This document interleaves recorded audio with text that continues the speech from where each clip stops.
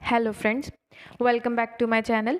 तो आज हम लोग पढ़ेंगे सीड के बारे में कि सीड क्या है और उसके कौन कौन से डिफरेंट पार्ट्स होते हैं। तो सबसे पहले हम लोग इस वीडियो में क्या क्या पढ़ेंगे वो हम लोग एक बार देख लेते हैं। हम लोग सबसे पहले देखेंगे कि सीड क्या होता है, डिफरेंस देखेंगे कि एंडोस्पर्म और कॉटिलेडन में क्या डिफरेंस होता है, मोनोकोट और डाइकोट प्लांट्स क्या होते हैं, और बाद में हम लोग देखेंगे कि सीड और ग्रेन में डिफरेंस क्या होता है। ठीक है, तो स्टार्ट करते हैं हम लोग इस वीडियो को। सबसे पहले हम लोग देखते हैं कि सीड क्या होता है। तो जैसे हम लोग फ्लावर के स्ट्रक्चर से सब जो है वो वाकिफ़ हैं, सबको मालूम है कि फ्लावर का स्ट्रक्चर कैसे होता है, फिर भी मैं एक बार फिर से बता देती हूँ। वैसे तो बहुत बार बताया ही हुआ है मैंने। तो ये जो होता है ये मेल रिप्रोडक्टिव पार्ट होता है, और ये जो होता है ये फीमेल रिप्रोडक्टिव पार्ट होता है। ये एंथर होते हैं, ये फिलामेंट होता है। ये जो ऊपर वाला पार्ट होता है ये स्टिग्मा होता है, ये स्टाइल होता है, और ये वाला पार्ट जो होता है ये ओवरी कहलाता है। ठीक है, अब हम लोग क्या देखते हैं कि जो सीड होता है वो, यहाँ पे हम लोगों ने लिखा हुआ है कि जो सीड होता है वो एक राइपेंड ओव्यूल होता है। ठीक है, अब बहुत सारे बच्चों को नहीं मालूम होगा कि ओव्यूल और ओवरी में डिफरेंस क्या होता है। तो सबसे पहले हम लोग यही बात को क्लियर करते हैं कि ओव्यूल और ओवरी होती क्या है। तो जैसे ये मैंने बताया कि ये एक फीमेल रिप्रोडक्टिव पार्ट है, ये वाला पार्ट जो है स्टिग्मा होता है, ये स्टाइल होता है, और जो ये ग्रीन पार्ट होता है इसे हम लोग ओवरी कहते हैं। ठीक है, अब ओवरी के अंदर होते हैं ओव्यूल्स। जब हम लोग ओवरी को डाइसेक्ट करते हैं तो ओवरी के अंदर छोटे छोटे स्ट्रक्चर होता है, मतलब दाने होते हैं, जैसे मोती के जैसे स्ट्रक्चर होता है, गोल गोल छोटे छोटे होते हैं एकदम। तो उन छोटे छोटे दानों को हम लोग कहते हैं ओव्यूल्स। ठीक है, ये जो मोतियों जैसे स्ट्रक्चर होते हैं यही ओव्यूल होते हैं, जो कि बाद में मैच्योर होकर सीड बनते हैं। ठीक है, अब ये बात तो क्लियर हो गई कि क्या होता है, ये होते हैं ओव्यूल्स, और ओव्यूल्स किसके अंदर होते हैं, ओवरी के अंदर। ठीक है, ये छोटे छोटे जो मोतियों के जैसे स्ट्रक्चर होते हैं, इन्हीं में आगे जाके फर्टिलाइजेशन होती है, और उसके बाद ये धीरे धीरे जो है सीड में कन्वर्ट होते हैं। ठीक है, ये बात क्लियर हो गई। उसके बाद हम लोग देखते हैं कि सीड के 3 मेन पार्ट्स होते हैं, एक होता है सीड कोट, एक होता है एंडोस्पर्म, और एक होता है एम्ब्रियो। अब हम लोग आगे देखते हैं एक एक करके कि ये पार्ट्स एक्चुअली में होते कैसे और क्या रोल प्ले करते हैं। तो सबसे पहले हम लोग देखते हैं सीड कोट क्या होती है। सीड कोट, कोट का मतलब ये होगा कि उसे प्रोटेक्शन देती है। ठीक है, सीड को प्रोटेक्शन देती है, तो ये होती है सीड कोट। ठीक है, सीड कोट का मतलब क्या होता है कि ये प्रोटेक्ट करती है एम्ब्रियो को। ठीक है, अब एम्ब्रियो क्या होता है ये हम लोग देख रहे हैं। ये एम्ब्रियो होता है, यहाँ से यहाँ से शूट निकलती है, और यहाँ से रूट निकलती है। ये जो पार्ट होता है यहाँ पे जो है वो फूड स्टोर होता है, ताकि जब प्लांट ग्रो करता है, सीडलिंग बनता है, तो यहाँ से जो है वो अपना फूड लेता है, जब तक वो इंडिपेंडेंट नहीं होता। मतलब जब तक वो खुद की फोटोसिंथेसिस करने के लायक ना हो, तब तक वो जो फूड है वो यहाँ से लेता है सीडलिंग। ठीक है, तो ये हो गए इसके 3 पार्ट। ये होता है एम्ब्रियो, ये होता है कॉटिलेडन, स्टोर्ड फूड होता है जहाँ पे, इसे कॉटिलेडन कहते हैं, और ये होती है सीड कोट। ठीक है, सीड कोट का काम हम लोगों ने देख लिया कि प्रोटेक्शन देती है, ओरिजिनली सराउंडेड बाय ओव्यूल। अब हम लोगों ने देख लिया था कि ये ओवरी होती है, सपोज ये ओवरी है, ओवरी के अंदर ये छोटे छोटे छोटे छोटे ओव्यूल्स होते हैं। तो ये जो ओव्यूल के ऊपर कवरिंग होती है, जैसे जैसे सीड मैच्योर होगा, जैसे जैसे ओव्यूल से धीरे धीरे सीड बनेगा, तो ये कन्वर्ट होकर क्या बन जाएगी, सीड कोट बन जाएगी। ठीक है, ये बात क्लियर हो गया कि सीड कोट क्या होती है। सीड कोट क्या करती है, बेसिक फंक्शन क्या होता है सीड कोट का, कि ये एम्ब्रियो को प्रोटेक्शन देती है। ठीक है, अब नेक्स्ट हम लोग देखते हैं कि एम्ब्रियो क्या होता है। एम्ब्रियो कुछ नहीं होता है। एम्ब्रियो का मतलब क्या होता है कि एम्ब्रियो से एक नए प्लांट की ग्रोथ होती है। ठीक है, जब हम सीड को प्रॉपर कंडीशंस देते हैं, तो जो नया प्लांट यानी कि जो सीडलिंग निकलता है, तो वो एम्ब्रियो की रिस्पॉन्सिबिलिटी होती है। ठीक है, जहाँ से नया सीड निकलता है। तो जैसे यहाँ पे हम लोग देखते हैं कि एम्ब्रियो कौन कौन से पार्ट्स कंसिस्ट करता है। ये हमने देखा, न्यू प्लांट की फॉर्मेशन होती है। एम्ब्रियो बेसिकली रेडिकल, प्लूम्यूल और कॉटिलेडन्स कंसिस्ट करता है। ठीक है, अब क्या होती है रेडिकल, क्या होती है रेडिकल का मतलब होता है कि जहाँ से रूट निकलती है। ठीक है, जब ये प्लांट बड़ा होगा, जब सीडलिंग निकलेगा, तो रूट्स जो है इस पार्ट से रूट्स निकलेंगी, और जो प्लूम्यूल होता है वहाँ से शूट्स निकलते हैं। ठीक है, यहाँ से स्टेम निकलेगी, और जो कॉटिलेडन होता है वो तो ये कॉटिलेडन होता है, ये तो मैंने बताया ही है कि ये फूड स्टोर करके रखता है। ठीक है, तो ये 3 पार्ट होते हैं जो कि एम्ब्रियो कंसिस्ट करता है। एक रूट करता है, एक रूट करता है यानी कि रेडिकल, एम्ब्रियोनिक रेडिकल होती है इसमें, और उसके बाद एम्ब्रियोनिक शूट होती है, और एक होता है कॉटिलेडन। ठीक है, ये 3 पार्ट हो गए एम्ब्रियो के। अब हम लोग आके देखते हैं कि एंडोस्पर्म क्या होता है। एंडोस्पर्म समझने से पहले हम लोग ये देखते हैं कि एंडोस्पर्म की फॉर्मेशन कैसे होती है। वैसे तो मैंने ये वीडियो ऑलरेडी बनाई हुई है, पर फिर भी मैं एक बार बता देती हूँ कि कैसे बनता है एंडोस्पर्म। तो हम लोग जानते हैं कि जब ओव्यूल यहाँ से आएगा, क्या कहते हैं, एंथर आएगा, फिर एंथर आके स्टिग्मा के ऊपर शेड होगा, तो जब पोलन ट्यूब बनेगी और पोलन ट्यूब के अंदर जो है पोलन ट्यूब की सहायता से जो है वो मेल स्पर्म्स जो है वो ओवरी के अंदर एंटर होंगे। जब ओवरी के अंदर एंटर होंगे तो यहाँ पे क्या होता है कि ये जो सेंटर में होता है ये पोलर न्यूक्लियाइज होते हैं। ठीक है, ये तो सबको मालूम है। नहीं मालूम है तो पहले मैंने जो सेक्सुअल रिप्रोडक्शन इन प्लांट्स की वीडियो बनाई है, आप लोग वो देख लो तो आपको सब कुछ क्लियर हो जाएगा। ठीक है, तो ये जो पोलर न्यूक्लियाई होते हैं, तो जब पोलर न्यूक्लियाई के साथ आकर एक तो स्पर्म जो है वो एग के साथ फ्यूज़ हो जाता है, ठीक है, और दूसरा स्पर्म जो है वो पोलर न्यूक्लियाई के साथ आके फ्यूज़ होता है। तो जब वो पोलर न्यूक्लियाई एग के साथ आके फ्यूज़ होता है तो वहाँ से बनता है एंडोस्पर्म। इसलिए एंडोस्पर्म जो है वो हमेशा 3N होता है। ठीक है, ये बात क्लियर होगी कि एंडोस्पर्म किस तरीके से बनता है। अब फिर भी नहीं समझ में आया जिस किसी को, तो वो वाली वीडियो देखो, तो फिर तो क्लियर हो ही जाएगा, क्योंकि वहाँ पे मैंने अच्छे से बताया हुआ है। ठीक है, अब हम लोग क्या बात करते हैं कि जो एंडोस्पर्म होता है उसका फंक्शन क्या होता है। तो एंडोस्पर्म जो होता है वो फूड प्रोवाइड करता है डेवलपिंग सीड को। सीड जब डेवलप मतलब धीरे धीरे डेवलप होता है सीड, तो वहाँ पे जो न्यूट्रिशन प्रोवाइड करता है वो एंडोस्पर्म प्रोवाइड करता है। ठीक है, उसके बाद क्या होता है कि फूड किस तरीके के से प्रोवाइड करता है, मतलब फूड की कोई फॉर्म होती है। अब ये तो है नहीं कि वो ला के देगा शाही पनीर या दाल चावल कि लो भैया खा लो और तुम ग्रो कर लो, ऐसा तो होता नहीं है। तो खाना कौन सी फॉर्म में देता है वो लोग, ऑयल या स्टार्च या प्रोटीन, ये फॉर्म्स होती हैं कि इन फॉर्म्स में एंडोस्पर्म जो है वो डेवलपिंग सीड को फूड देता है। ठीक है, ये पॉइंट भी क्लियर हो गया। अब हम लोग देखते हैं कि एंडोस्पर्म जो है वो 2 टाइप के होते हैं, मतलब जो सीड्स होते हैं वो 2 टाइप के होते हैं। ठीक है, कुछ सीड्स ऐसे होते हैं कि जिनमें एंडोस्पर्म प्रेजेंट नहीं होता है, तो जिनमें एंडोस्पर्म एब्सेंट होता है तो उन्हें तो कहते हैं हम लोग एक्स एल्ब्यूमिनस सीड। ठीक है, एग्जाम्पल हो गया इसका पी। और जिनमें एंडोस्पर्म प्रेजेंट होता है उन्हें कहते हैं हम लोग एल्ब्यूमिनस सीड, यानी कि मेज और वीट। ठीक है, अब हम लोग ये बात क्लियर करते हैं। सबसे पहले ये चीज़ तो हमें पता चल गई कि जिसमें एंडोस्पर्म सीड्स में होगा तो एंडोस्पर्म वाले सीड को कहेंगे एल्ब्यूमिनस, और जिसमें एंडोस्पर्म नहीं होगा तो उसे हम लोग कहेंगे एक्स एल्ब्यूमिनस। ठीक है, ये बात तो क्लियर हो गई। अब हम लोग देखते हैं कि एंडोस्पर्म बेसिकली ये बात है कि एंडोस्पर्म हर एक स्पीसीज़ में होता है, ऐसा नहीं है कि किसी में होता है किसी में नहीं होता है। एंडोस्पर्म चाहे वो मोनोकॉट स्पीसीज़ हो चाहे वो डाइकॉट स्पीसीज़ हो, एंडोस्पर्म प्रेजेंट दोनों में होता है। बस डिफरेंस इतना होता है कि जैसे जैसे सीड जो है वो डेवलप करता है वैसे वैसे एंडोस्पर्म जो है वो कन्वर्ट हो जाता है कॉटिलेडन में। ठीक है, तो ये जो फिल हो जाता है, मतलब कि जो एंडोस्पर्म है वो एब्जॉर्ब हो जाता है एम्ब्रियो के द्वारा। एम्ब्रियो सारे एंडोस्पर्म को एब्जॉर्ब कर लेता है और फिर एंडोस्पर्म के जगह वहाँ पे तो वहाँ पे क्या होता है, कॉटिलेडन फिलअप हो जाता है। ठीक है, तो फिर कॉटिलेडन जो है फूड स्टोर करके रखता है डेवलपिंग सीडलिंग के लिए। ठीक है, तो ये है कॉटिलेडन एंडोस्पर्म के बारे में। तो ये बात समझ में आ गई कि एंडोस्पर्म सब में होता है, बस डिफरेंस ये है कि जैसे जैसे सीड मैच्योर होता है वैसे वैसे कुछ स्पीसीज़ में एंडोस्पर्म जो है वो एम्ब्रियो एब्जॉर्ब कर लेती है और उसकी जगह कॉटिलेडन आ जाते हैं, और कुछ स्पीसीज़ में जो एंडोस्पर्म रह जाता है मैच्योरिटी तक। ठीक है, तो वैसे ये है कि जैसे ये वाला है, ये है एक एक्स एल्ब्यूमिनस सीड। ठीक है, यहाँ एक्स एल्ब्यूमिनस क्यों है, क्योंकि यहाँ पे एंडोस्पर्म नहीं है, एंडोस्पर्म की जगह पे यहाँ पे क्या है, कॉटिलेडन। ठीक है, तो उसी तरीके से ये है एक एल्ब्यूमिनस सीड, तो इसमें यहाँ पे जो है ये एंडोस्पर्म प्रेजेंट है। ठीक है, तो ये डिफरेंस है एल्ब्यूमिनस और एक्स एल्ब्यूमिनस सीड में।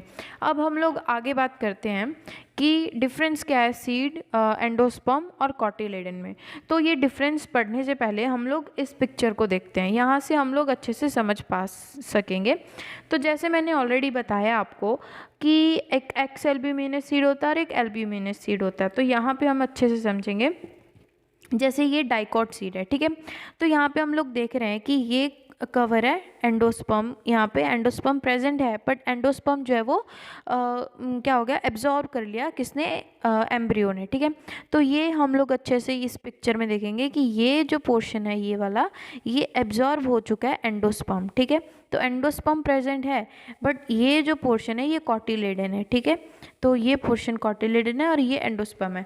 अब ये बात है कि एक पॉइंट याद रख लो आप लोग कि जो एंडोस्पर्म होता है वो न्यूट्रिशन प्रोवाइड करता है कब तक, किसको प्रोवाइड करता है कि डेवलपिंग सीड्स को, ठीक है, फूड प्रोवाइड करता है डेवलपिंग सीड को। और जो कॉटिलेडन है वो फूड कब प्रोवाइड करता है, जब सीड से सीडलिंग बनता है। तो सीडलिंग को वो फूड तब तक प्रोवाइड करता रहता है कॉटिलेडन जब तक सीडलिंग जो है वो ग्रो ना हो जाए, क्योंकि जब सीडलिंग ग्रो होगा तो ऑब्वियसली उसके लीव्स बाहर निकलेंगे, जब लीव्स निकलेंगे तो वो इंडिपेंडेंट हो जाएगा, वो फोटोसिंथेसिस करने के योग्य हो जाएगा, वो खुद की फोटोसिंथेसिस करके खुद से फूड बना सकता है, उसके बाद उसे कॉटिलेडन की कोई ज़रूरत नहीं पड़ती।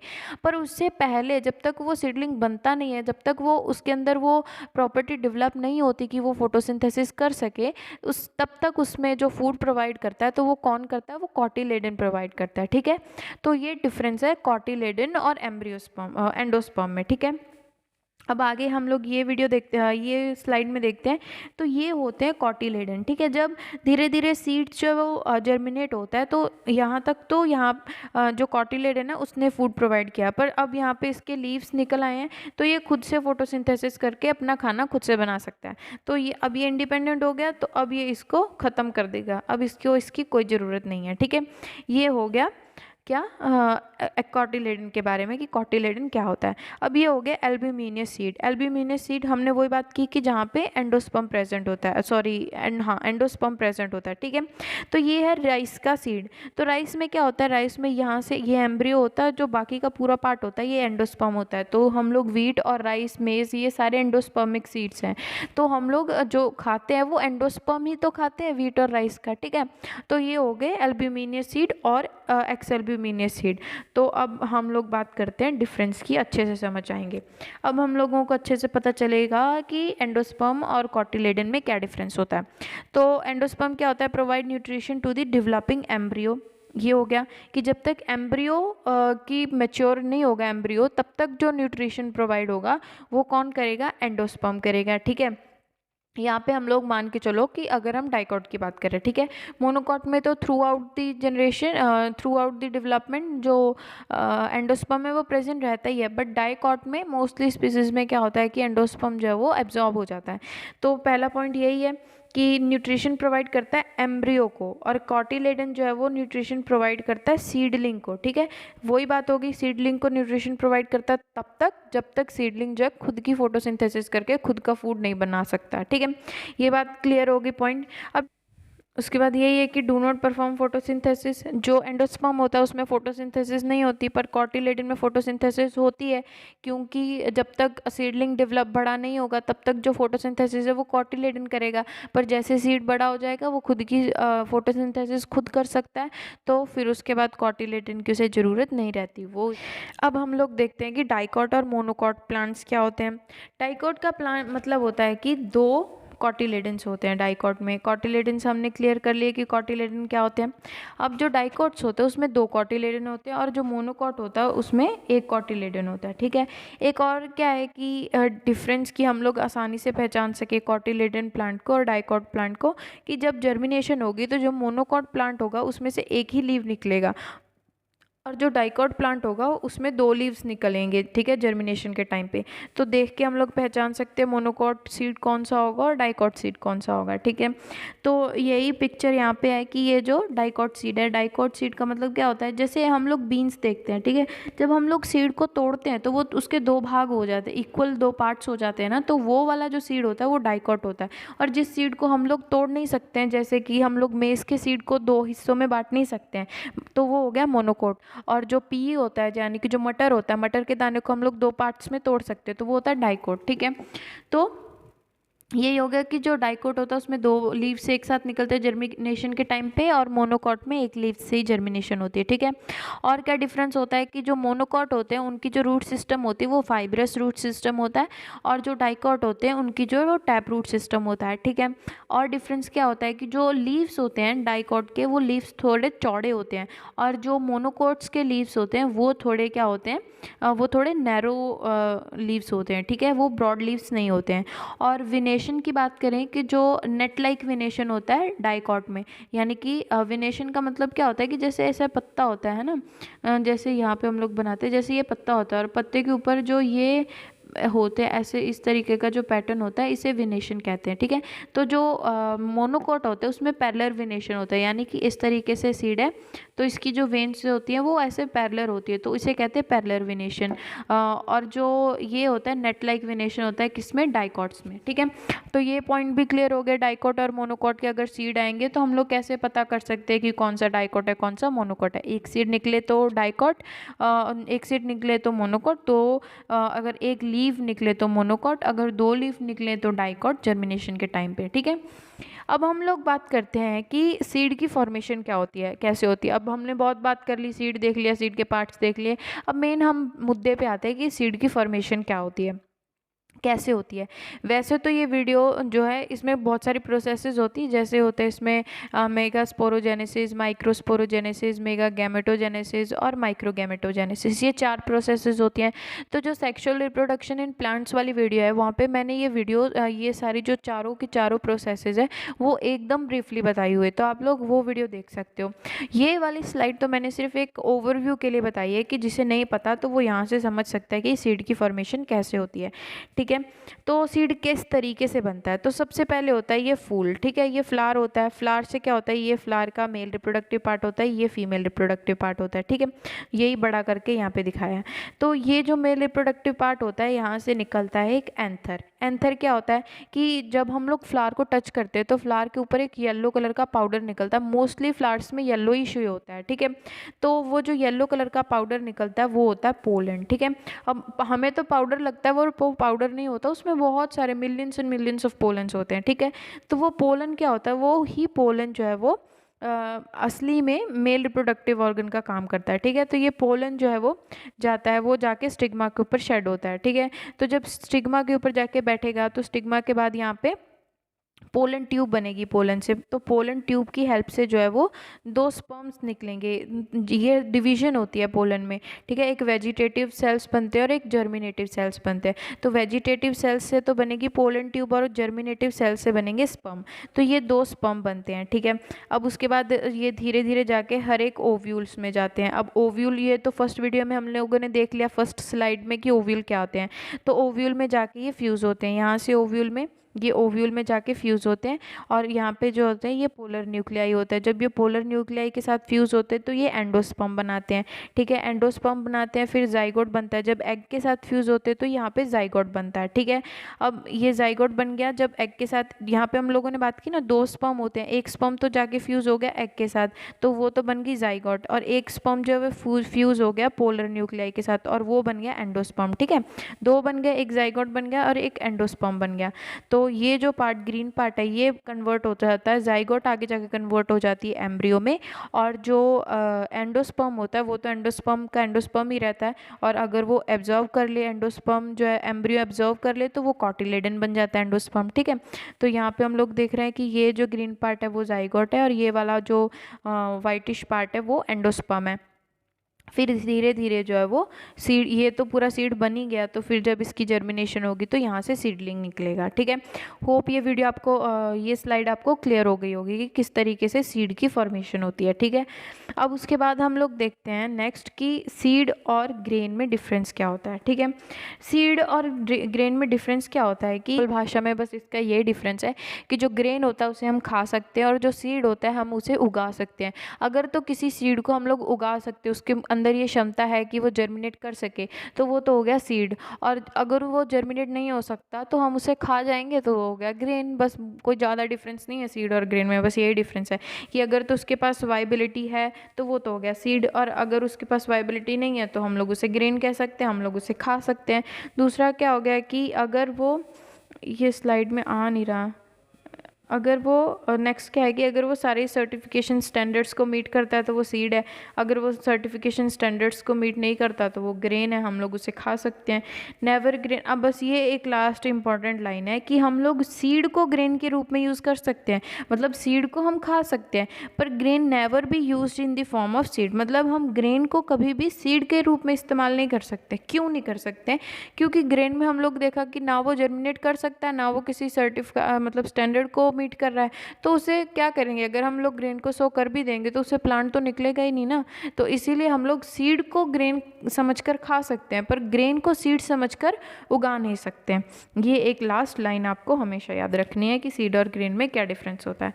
तो बस यही थी हमारी आज की वीडियो, जिसमें हम लोगों ने देखा कि सीड क्या होता है, सीड के क्या क्या पार्ट्स होते हैं, सीड एंडोस्पर्मिक सीड्स क्या होते हैं, नॉन एंडोस्पर्मिक सीड्स क्या होते हैं, मोनोकोट डाइकोट के बारे में देखा हमने, कोटिलेडन और एम्ब्रियो के बारे में देखा हम लोगों ने।